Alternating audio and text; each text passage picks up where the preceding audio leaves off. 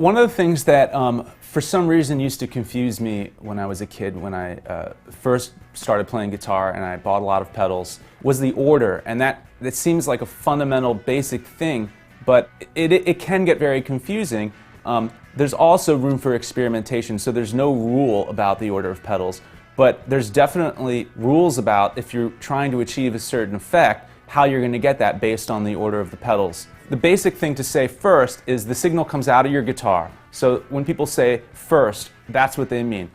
The cable comes out of your guitar, it goes into your amp.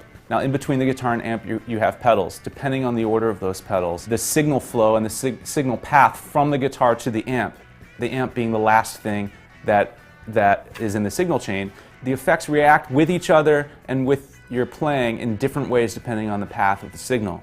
So what I have here is I have my guitar going into a volume pedal. The volume pedal is going into a distortion pedal. This is the box of rock. It's made by ZVEX, which is a great company, Zachary Vex, boutique pedals. From the volume to the distortion to the digital delay, the Boss DD3, to the amp.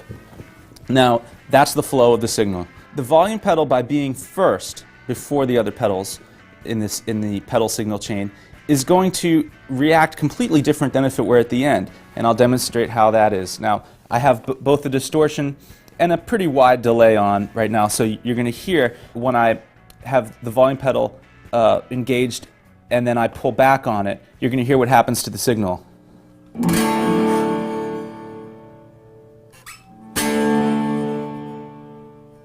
So what you hear is the delay trailing, and you hear the signal going into the amp.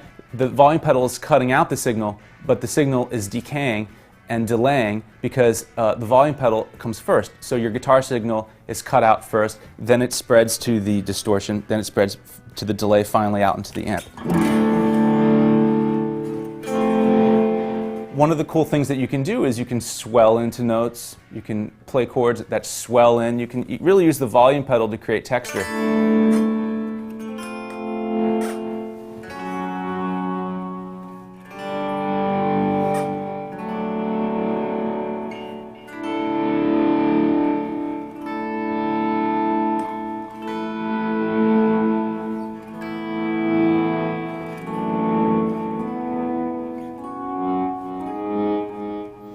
So that's a cool thing you can do with distortion and delay.